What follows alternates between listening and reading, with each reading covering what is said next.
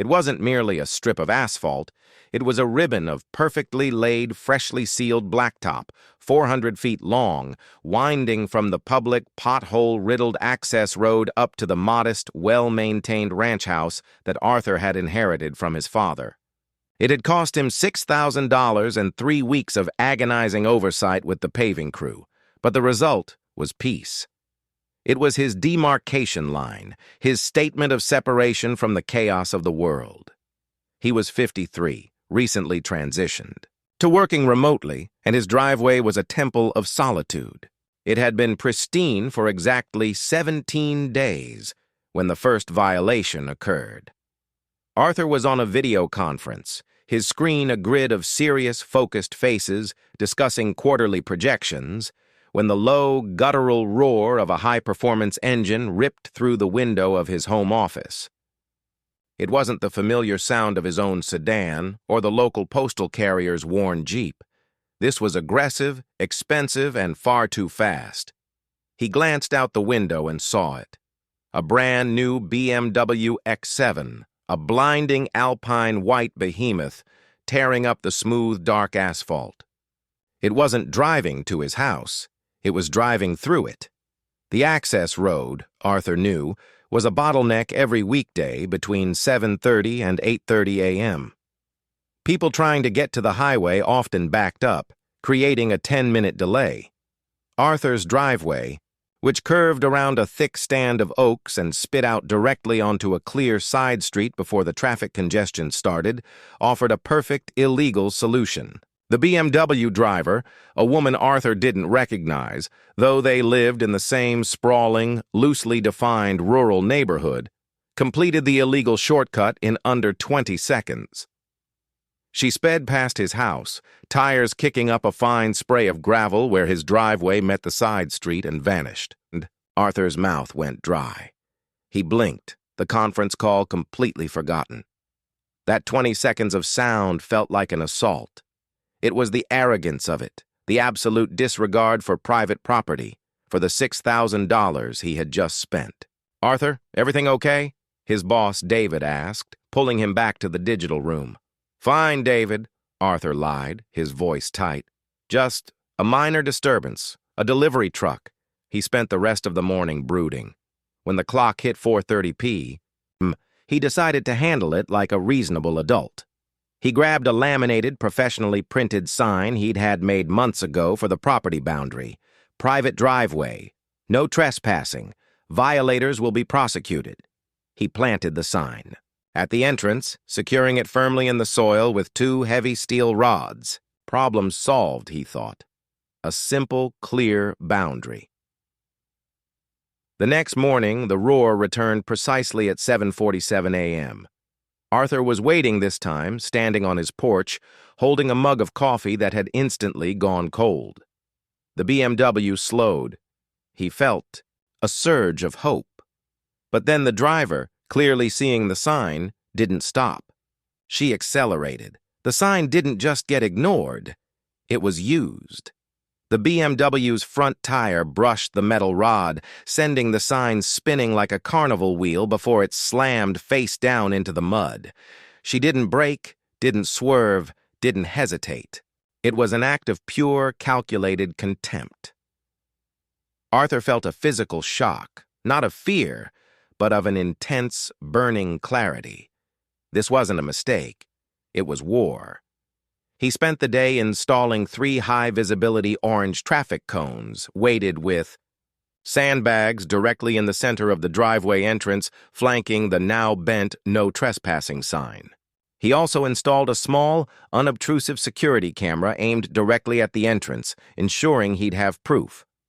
Day 3, 7:45 a.m. The BMW approached, flashing its xenon headlights in a brief, dismissive salute. Arthur was watching the live feed on his laptop. The driver, a striking woman in a business suit with dark sunglasses, didn't even tap the brakes. She simply swerved, scraping the middle cone as she whipped past it, leaving the cone spinning wildly in her wake. The move was aggressive, surgical, and utterly insulting. Arthur saw red. He didn't slam the laptop shut. He lowered the lid with the unnatural, silent control of someone about to explode. He knew who she was now, thanks to the license plate capture, Cecilia Reyes, a partner at a high-end commercial real estate firm, according to a quick Google search. A woman used to getting her way. His reasonable adult phase was over. He waited until 5:30 p.m. and drove his own car, a reliable but unexciting Toyota, down to the main access road. He wanted to catch her on her return trip before the inevitable morning shortcut. He didn't have to wait long. Cecilia's BMW appeared, turning off the main road, not toward her own home a few streets over, but directly toward his private driveway, already in the shortcut groove. Arthur pulled his car across the entrance, creating an immovable, accidental-looking barrier. He got out and stood next to his driver's side door. The BMW screeched to a halt 10 feet from his bumper. The driver's window slid down with a silent, expensive hum. "Are you serious?" Cecilia said, her voice sharp and perfectly modulated. The voice of a woman who was never yelled at, only deferred to. Her sunglasses were still on, hiding her eyes, which Arthur found infuriating. "My name is Arthur Vance," he said, keeping his tone even, though his hands were fists inside his jacket pockets. "You are on private property. This is my driveway, not a public shortcut." She actually sighed, a dramatic exhalation that conveyed maximum inconvenience. She removed her sunglasses, revealing eyes the color of cold, glacial ice. "Look, Arthur," she said, pronouncing his name like a flavor she'd just sampled and disliked. "I know it's your driveway. It saves me at least 10 minutes of sitting in that ridiculous queue. It's barely an inconvenience to you." "It is an inconvenience," Arthur countered, stepping closer. "You've knocked over my signs, you've scraped my cones, and you are currently trespassing. I paid good money for this asphalt. I don't want it used as a high-speed bypass." She leaned across the passenger seat, her designer handbag sliding off her shoulder. "And I pay hundreds of thousands in property taxes. I pay for my time. Your little patch of asphalt is the only efficient way out. Be reasonable. You're retired, or whatever you do. What is 10 seconds of engine noise?" "It's the principle, Cecilia," Arthur said, using her name deliberately. "You don't get to decide that your time is more valuable than my property rights. I am asking you for the last time to use the public roads." A flicker of something dark crossed her face. Not anger, but genuine cold annoyance that he was wasting her energy. "Fine," she clipped out. "I'll go around. But let me tell you something, Arthur. I have lived here a long time. People who make things difficult for their neighbors find that life suddenly gets very complicated. You've been warned." She backed up sharply, tires throwing a little pebble shrapnel that pinged off the side of Arthur's Toyota. She drove off, taking the long way around toward her own home. Arthur stood there, breathing hard. He hadn't won. He had simply issued a temporary cease and desist, and she had issued a threat. The conflict felt fundamentally unbalanced. She had money, power, and the sheer audacity of the entitled. He had a driveway and a deeply wounded sense of justice. The next morning, she didn't take the shortcut. He watched his camera feed. She drove past his house on the public road, glaring at the cones he had stood back up, but she stayed on her side of the line. Arthur felt a small, fleeting sense of victory. Maybe she got the message, but then, the evening of day 4, he found it. He drove home from the hardware store and saw that a large 2-foot section of his perfect, pristine blacktop, right where she made the turn, had been sliced clean through. It wasn't a crack from weight. It was a deliberate, neat cut, as if someone had taken a concrete saw to it. It was deep enough to buckle under weight, creating a jarring, wheel-jarring bump right in the middle of his path. The message was clear. You want to play hardball? Fine. Your driveway is only as good as I allow it to be. Arthur pulled his car into the garage and sat there for a long time, the engine idling, the air heavy with the smell of gasoline and fear. This wasn't just trespassing. This was malicious, expensive vandalism. He couldn't prove it was her, but he knew.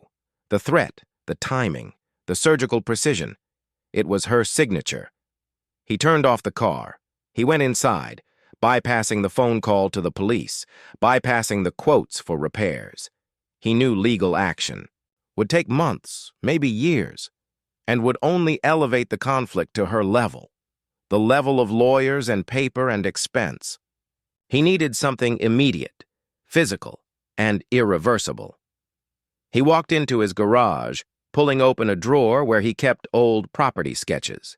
He needed to find the exact, legally surveyed boundary of his property line. He located the iron rebar, pin set in the dirt exactly 6 inches from the edge of the public access road. Then, he reached for his phone. He bypassed his local landscaper and called a quarry contractor 30 miles away, a company specializing in massive, untamed natural stone for retaining walls and heavy construction. "I need 10 tons of granite," Arthur said, his voice flat and devoid of emotion. "The biggest, rawest, most immovable chunks you have. Nothing decorative. I need boulders." The contractor, a man named Lyle, chuckled. "Sounds like you're trying to build a fortress, buddy. Where's the drop?" "I'll need them dropped in a precise line," Arthur said, ignoring the joke. "A few feet inside my property line, creating a wall. I need this done tomorrow morning, starting at 7 a.m. sharp. I want to see the biggest truck you own." Lyle agreed, the price surprisingly secondary to the strange request. Arthur Saint. The high-pitched whine of the BMW X7 was close now, a hungry, impatient sound. It was 7:36 a.m. The truck driver, Lyle, had just managed to lower the first colossal granite boulder onto the dirt, settling it a mere 6 inches from the edge of the asphalt and precisely on the surveyed property line Arthur had marked. It was a dark, jagged mountain fragment, easily 5 feet high and 8 feet across. The BMW rounded the corner onto the public access road, already angled for the quick, aggressive sweep onto the shortcut. Cecilia, her sunglasses already on despite the weak morning sun, did not slow down. She saw the huge industrial flatbed truck, saw the massive boulder, and initially registered it as a momentary, annoying obstacle that she would simply have to honk through. She laid on the horn, a loud, European bleat of fury. Arthur and Lyle, the truck driver, both looked up. Lyle, a man whose patience was measured in tonnage, simply shook his head and waved her off with a grunt. He was already positioning the crane arm to swing the second boulder into place. Cecilia didn't break. She was relying on Arthur's perceived weakness, his previous relatively timid response with cones and signs. She expected him to wave the truck off, to defer to her entitlement. She was wrong. Arthur stood his ground near the truck's front bumper, a static, unmoving silhouette against the rising dust. He watched the BMW's speed, too fast for the turn, too fast for the conflict. Only when she was 40 feet away, and the impossibility of the obstruction finally registered in her privileged brain, did Cecilia slam on the brakes. The BMW's ABS system fought a violent, grinding battle with the asphalt. The massive tires left thick, black ribbons on the freshly sealed road ending in a violent, rattling shudder just 3 feet from the first granite boulder. The silence that followed was dense, broken only by the loud, persistent tick-tick-tick of the BMW's cooling engine. Cecilia threw open her door, nearly ripping it off its hinge. She stepped out, impeccably dressed in a tailored navy suit, her heels instantly sinking slightly into the soft dirt beside the road. Her face, usually a mask of professional calm, was contorted with a mixture of disbelief and incandescent, blinding rage. "What in God's name do you think you're doing?" she shrieked, the sound echoing strangely across the quiet, wooded neighborhood. Arthur walked toward her slowly, planting himself between her and Lyle's colossal truck, shielding the ongoing crucial work. "Good morning." "Cecilia," Arthur said, his voice quiet, almost unnervingly calm, the perfect counterpoint to her hysteria. "As I told you yesterday, this is private property. And as you demonstrated last night, my simple request and my signs were insufficient to secure my boundaries. So I have secured them permanently." She took a step toward him, pointing a manicured finger at the first boulder, which seemed to squat menacingly, a testament to geological permanence. "A private drive, Arthur, is not a quarry. You've placed a safety hazard in the public right-of-way." "No, I haven't," Arthur countered, gesturing with his hand toward the iron rebar pin he'd exposed the night before. "Lyle, the contractor, is standing exactly on the line. Everything you see being placed is 6 inches inside my property. You are trespassing right now, standing on my land, but the boulders are mine to place and the public road is clear." She looked at the boulder, then at the vast, yawning gap of his driveway still visible behind it. In her mind, the situation wasn't a problem, just a lateral move. "Fine," she hissed, pulling her phone from her clutch bag. "If you want to play ridiculous games, I will play. You can move that one, but I'm going around the other side. This is going to cost you, Arthur." She stormed back to her BMW, yanked the door open, and got inside. Lyle, watching from the truck cab, frowned. "She gonna try to go around it, boss? I ain't even got the second one on the ground." "She is," Arthur confirmed, speaking louder now so Cecilia could hear him through her window. "But she's only done half the math, Lyle. She thinks she can swing wide onto the grass." Cecilia started the engine and began backing up onto the public road, intending to swing the massive X7 around the first boulder and then cut the sharp corner onto Arthur's asphalt, bypassing the main blockage by taking the grass verge. Arthur had anticipated this. He had seen the aggressive sweep she made every morning. He stepped forward and raised his hand toward the second equally enormous boulder currently dangling from the truck's crane arm. "Lyle!" Arthur yelled, pointing straight at the asphalt. "Drop the second one exactly where that little vandalized slice is. Right on the edge of the asphalt. Now!" The truck engine revved. Cecilia, in the middle of her reversal maneuver, glanced up and saw the impossible. The huge, dark shadow of the second granite monument swinging directly over the spot she was aiming for. She panicked.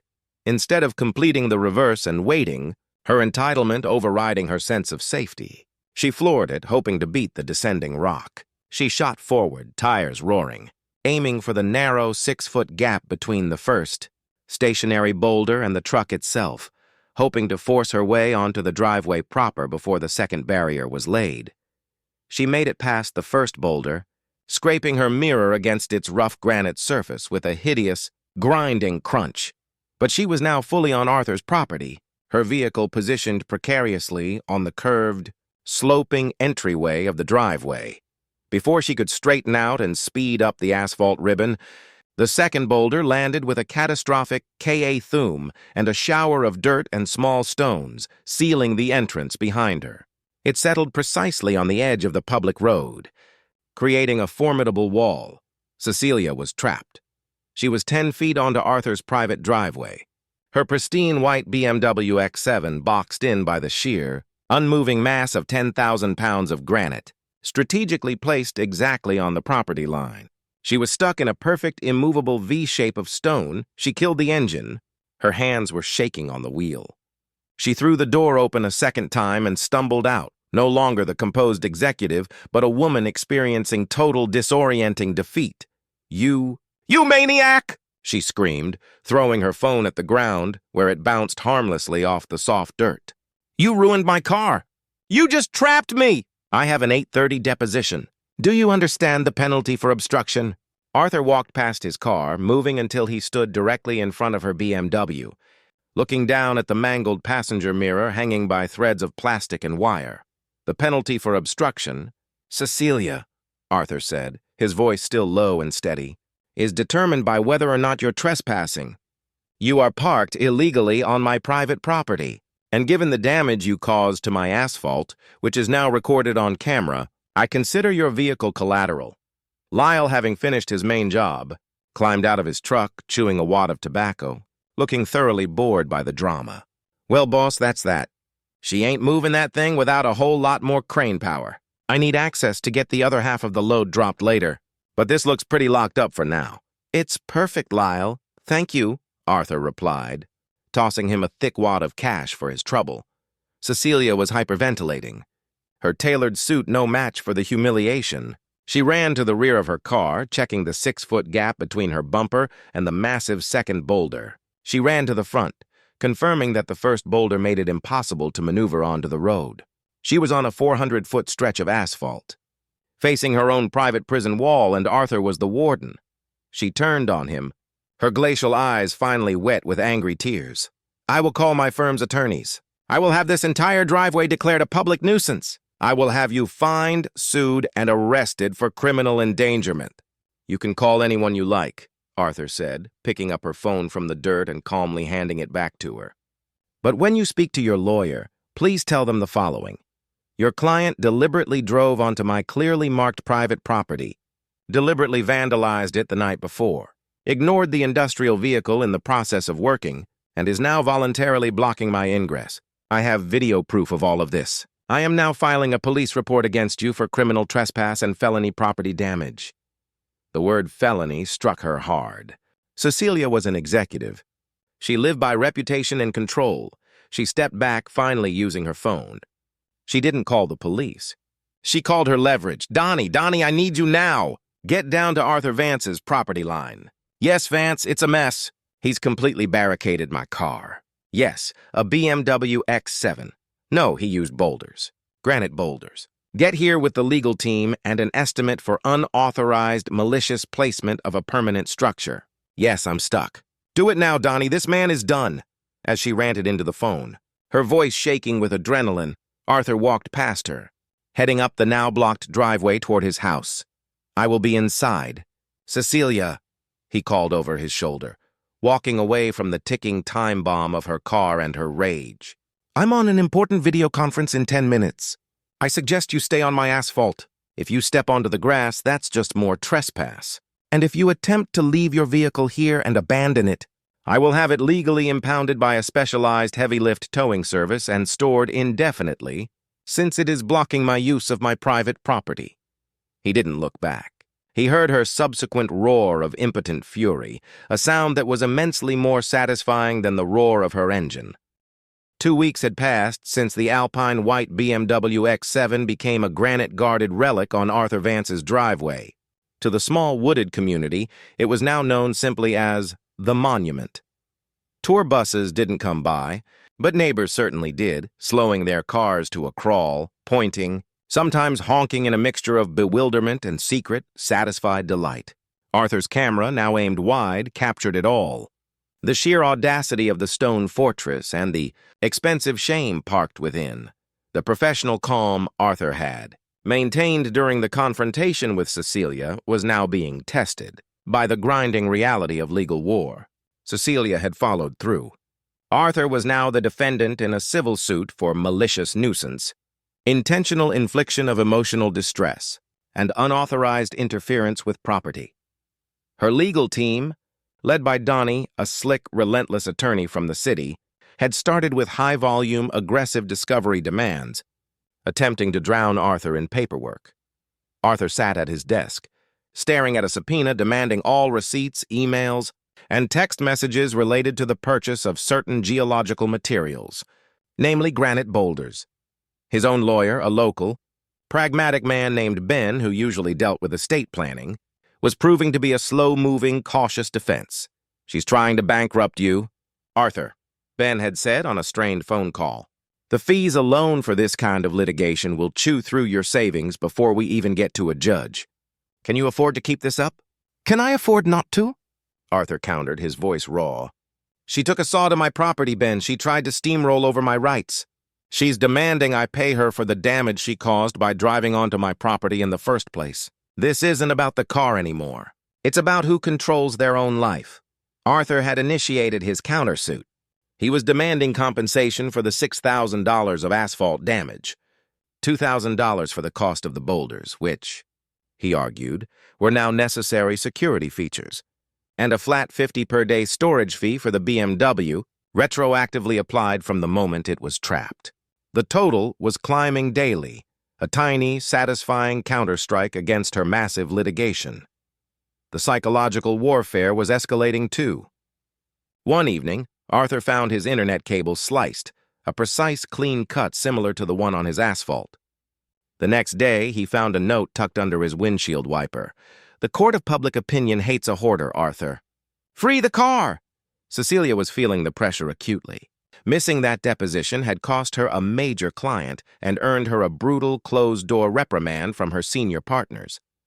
The sight of her trapped vehicle, visible to anyone driving by, a permanent, glaring sign of her loss of control, was eroding her executive veneer. Donnie had tried everything short of a direct physical assault on the Boulders. Injunctions, police pressure, even attempts to get the Department of Transportation to declare the barrier a hazard, a claim that failed instantly, as the Boulders were clearly inside the private property line. The only way out, legally, was for Arthur to agree to move the Boulders long enough for a specialized flatbed tow truck to extract the vehicle. Arthur's condition was non-negotiable. Drop the lawsuit entirely, pay for the asphalt repair, and pay the storage fee. Cecilia, fueled by pride and the conviction that she was the injured party, refused. "Donnie," Cecilia hissed, pacing the luxurious Persian rug in her living room late one evening, 3 streets away from her imprisoned BMW. "I need that car out. I can't live like this. I can't even host the firm's dinner next week. My reputation is taking a hit. Find a way." "Cecilia, we can't illegally remove the Boulders," Donnie said, rubbing his temples. "That is a criminal offense, and we hand Arthur the entire lawsuit on a silver platter. We have to wait for the hearing on the injunction. The hearing is next month." "I need it out now," she snapped. She walked to the window, staring out into the night, a plan, desperate and dirty, coalescing in her mind. Arthur Vance is a solitary, paranoid man obsessed with his little patch of land. He has cameras, but he relies entirely on those rocks. The next morning, Donnie received a call that made his blood run cold. "I need you to contact Big T's Towing and Salvage," Cecilia instructed, her voice unnervingly smooth. "Tell them I need a specific job done tomorrow morning, 3:00 a.m., 2 heavy-duty wreckers with articulating arms. They need to be able to lift 20,000 pounds.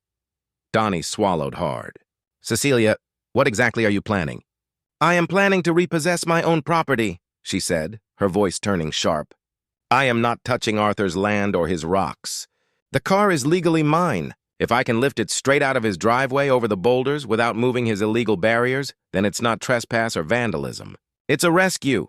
Donnie argued vehemently for 20 minutes, citing liability, the risk of property damage, and the certainty that Arthur had more cameras. But Cecilia's resolve was titanium hard. She was done with the slow pace of the courts. She wanted instant, total vindication. At 2:45 a.m. the following morning, Arthur was jolted awake by a faint, persistent beeping sound, the low-frequency alarm of heavy machinery backing up. He got out of bed instantly, adrenaline flooding his system. He went straight to his office and pulled up the security camera feed. The scene below his house was surreal. 2 massive black towing wreckers, towering monstrosities with flashing yellow hazard lights, were positioned on the public access road. Their massive stabilizing legs had been deployed. A third, smaller pickup truck was parked behind them. Donnie's car Arthur recognized instantly. The crew, 3 large men in dark jackets, were already at work. They had expertly, quietly maneuvered one of the wrecker's huge, reinforced hooks over the 2 immense granite boulders and were carefully running a sling beneath the undercarriage of the trapped BMW. The objective was clear: lift the car vertically, over the massive granite wall and deposit it onto the street. Arthur watched in stunned silence, his heart hammering against his ribs. It was an audacious, brilliantly simple maneuver that skirted the letter of the law. If they didn't touch the boulders, and if they didn't damage his property in the process. He grabbed his phone and called Ben, his attorney. "Ben, they're here. They're trying to lift the car over the boulders. 2 heavy wreckers. What can I do?" Ben's voice was instantly alert. "Stay inside, Arthur. Do not go out there. Do not interfere physically. That's battery. If they are successfully lifting the car, you can only document and sue for the trespass of the lift itself. The second they touch the rocks or damage the asphalt, you have them." "Donnie's truck is there," Arthur observed, watching the camera feed. "He's running this show." "Great. That means they're officially sanctioned by the plaintiff. Get every angle. Record everything. We win or lose on the camera tonight." Arthur, rooted to his desk, switched to his secondary camera feed, which had a better view of the interior of the operation. The tow crew was efficient, quiet, and clearly nervous. They had secured the BMW's undercarriage. The first massive wrecker began to tighten its winch. The steel cable became a taut bar of tension. The BMW, a car built for speed, not vertical movement, groaned. Arthur watched as the tires lifted off his precious asphalt, leaving two sticky black patches of rubber behind. The car rose slowly, agonizingly, toward the 6-foot summit of the granite wall. It was almost free. Then, Arthur noticed the flaw in Cecilia's high-risk, high-reward plan. The BMW X7, while large, was a consumer vehicle with sophisticated suspension and a heavy engine block. When the cable began pulling the car over the central point, its weight shifted dramatically. The immense torque and leverage needed to lift the weight created a massive downward force, not just on the tow truck stabilizers, but on the rear axle and suspension of the BMW itself. The second wrecker was supposed to counterbalance, but the lead wrecker had taken too much slack. As the belly of the BMW cleared the first boulder, the second granite monument, the one that had landed on the very edge of the cut asphalt, shifted. It didn't roll. It simply slid a few inches under the immense, unnatural pressure exerted by the lifting cable and the destabilized weight of the BMW. It was a fraction of an inch, but it was enough. The sliding boulder scraped a long, deep gouge across the perimeter of Arthur's recently sealed asphalt, tearing a new, ragged wound next to the old, surgically clean one. It was audible even through the camera microphone, a rough, tearing sound of stone grinding against pavement. They touched the property. They damaged the pavement, Arthur whispered into the phone, a chilling, triumphant calm in his voice. I have it on 3 angles. Ben. They just damaged the asphalt with the boulder which they moved, and they're about to drag that car over the corner of the other rock. The tow crew, sensing the instability, attempted to stop the lift. But the momentum of the 20,000-pound vehicle, swinging slightly in the air, was too great. The cable tightened again, and the passenger side of the BMW, precisely where the door met the wheel well, swung inward and down. There was a long, terrible sound, the sound of pristine, expensive German engineering being structurally violated, a tearing metal scream as the corner of the BMW's chassis caught the jagged edge of the first granite boulder. The side panel buckled, the door hinges snapped, and the entire front quarter panel crumpled, leaving the car dangling high above the ground. Irreparably damaged, the tow crew immediately dropped the load. The knocking at Arthur's door was not panicked. It was the heavy, measured rhythm of a sheriff's deputy, official and demanding attention. Arthur walked from his office, leaving the horrific image of the wrecked BMW on his screen, and pulled the door open. A deputy stood on his porch, silhouetted against the rising sun next to a sleek black sedan, not a patrol car, but a late-model private investigator's vehicle. Mr. Vance? The deputy asked, his face tired but polite. We received a call regarding excessive noise and vandalism around 3 this morning. Loud banging, heavy machinery. Are you aware of any activities here? Arthur stepped aside, gesturing toward the driveway where the mutilated, side-crushed BMW rested precariously on the granite boulders. The tow trucks were gone, but the evidence of their failure was glaringly obvious. Yes, deputy, Arthur replied, his voice calm. That vehicle belongs to my neighbor, Ms. Cecilia Reyes. She initiated a high-risk, unauthorized operation using 2 heavy-duty wreckers to illegally retrieve her vehicle from my private property. As you can see, the operation failed disastrously, resulting in significant further damage to her vehicle and fresh damage to my driveway. I have the entire incident documented on 3 camera angles, time-stamped, and immediately available for your review. The deputy walked to the edge of the driveway, looking down at the mangled European car. He exchanged a look with the plainclothes investigator who had just stepped out of his car, a man hired by Cecilia's insurance company. Already assessing the damage. Is this part of the ongoing civil dispute, Mr. Vance? The deputy asked, sighing. It is, Arthur confirmed. This was her desperate attempt to bypass the law. She trespassed, she damaged my property, and she totaled her own. I have not left my house since 2:45 a.m. I suggest your focus be on the tow company that fled the scene and the client who ordered the reckless operation.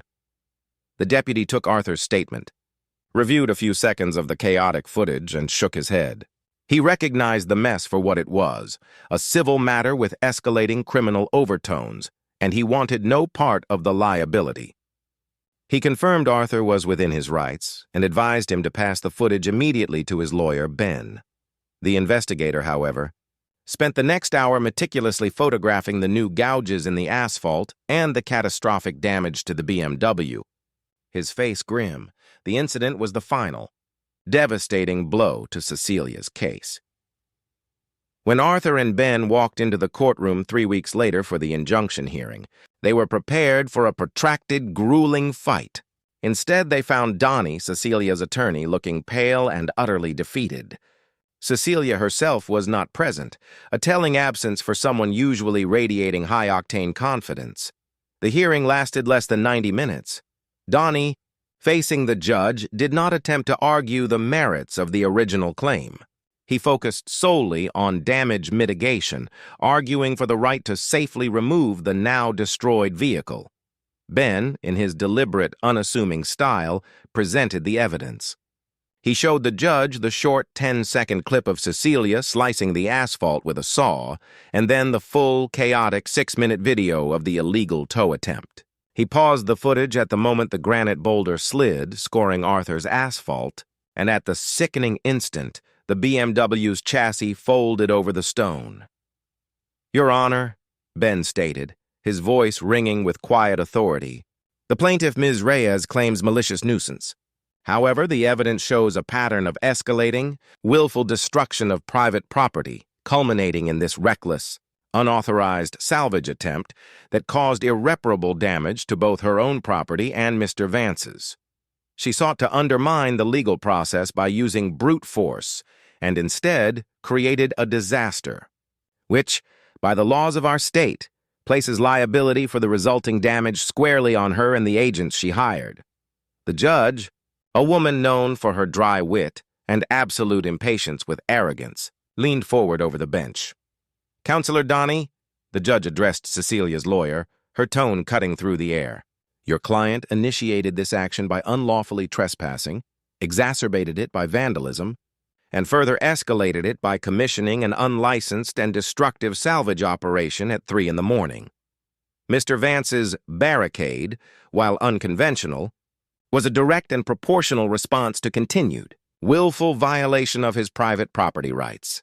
She then delivered the judgment, sharp and clean as a guillotine blade, injunction denied. Arthur Vance would not be forced to move the boulders. Cecilia's suit dismissed. Her claims of malicious nuisance and emotional distress were dismissed with prejudice. Counter-suit upheld. Cecilia Reyes was ordered to pay Arthur Vance a total of $18,400. This included the initial asphalt repair costs, the cost of the granite boulders, Arthur's full legal fees, and the accrued 50 per day storage fee for the entire duration the wreck sat on his driveway. Removal mandate: Cecilia Reyes was ordered to contract a specialized, licensed demolition and salvage company to remove the vehicle. The process had to be approved by the court and could involve no movement or disturbance of Arthur's granite boulders, meaning the car would have to be dismantled and removed in pieces. The court ordered justice. Donnie stumbled out of the courtroom, utterly ruined. The financial cost was minimal compared to the reputational damage and the loss of the 6-figure car, which was now legally totaled and worthless. The insurance company, seeing the video evidence of the illegal tow, promptly denied the claim. The final act of the drama unfolded 3 weeks later, meticulously choreographed by court order. Arthur watched from his home office window, sipping his coffee. It wasn't Lyle's simple flatbed that arrived, but an industrial spectacle. A massive roll-off dumpster, a crew in hard hats and reflective vests, and a pair of professional cutting tools. The crew was quiet, professional and efficient, moving with the cold detachment of undertakers. They set up heavy plastic sheeting around the BMW to catch debris. Then the grinding began. Over the course of 5 excruciating hours, Cecilia Reyes's symbol of status and speed was systematically stripped and destroyed. The engine was disconnected, the fiberglass panels were peeled off, and the aluminum frame was cut into manageable pieces. The car was not towed. It was dissected. Piece by piece, the once pristine alpine white metal was tossed into the dumpster, sounding like a pile of bones. The irony was not lost on Arthur. Cecilia had tried to save 10 seconds every morning, and in the end, her impatience cost her a car, her pride, and nearly $20,000, forcing her to pay thousands more for the meticulous, slow destruction of the vehicle. By 2 p.m., the crew had finished. They carefully swept Arthur's driveway, removing every shard of glass and every speck of metallic dust. The dumpster, heaped with the remains of the BMW, was hauled away. The granite boulders remained, immovable, triumphant. Arthur walked down his driveway, Ben's final certified check for $1,400 already deposited in his bank account. He stood between the two immense dark stones that marked the boundary of his property. The asphalt, though freshly scarred from the failed toe, felt solid beneath his feet. The silence was deafening. The silence was perfect. It was the absolute, uncompromised peace he had paid for. He looked down the public access road. Cecilia Reyes was gone. She had sold her house 2 days after the court ruling and vanished, unable to bear the constant daily reminder of her catastrophic defeat. Arthur was victorious. He had enforced his boundary with geological permanence. His peace had been won, but as he looked up his 400-foot ribbon of perfect asphalt, now truly his own, he felt a strange, hollow ache. He realized that the war had required him to become the very thing he fought against: obsessive, vigilant, and willing to escalate the conflict beyond all reasonable proportion. He had his peace, but he was forever defined by the two massive, silent boulders standing sentinel at his entrance. He reached out and placed his hand on the cold, rough face of the granite. He had defended his sanctuary, but in doing so, he had built a monument not just to his boundary, but to his own isolation. Arthur turned, walked back up his driveway, and heard the familiar tick-tick-tick of his camera still recording the empty space between the stones. He paused, looking at the silent, watchful lens, and wondered, when was the last time he had driven all the way up his driveway without a single glance over his shoulder?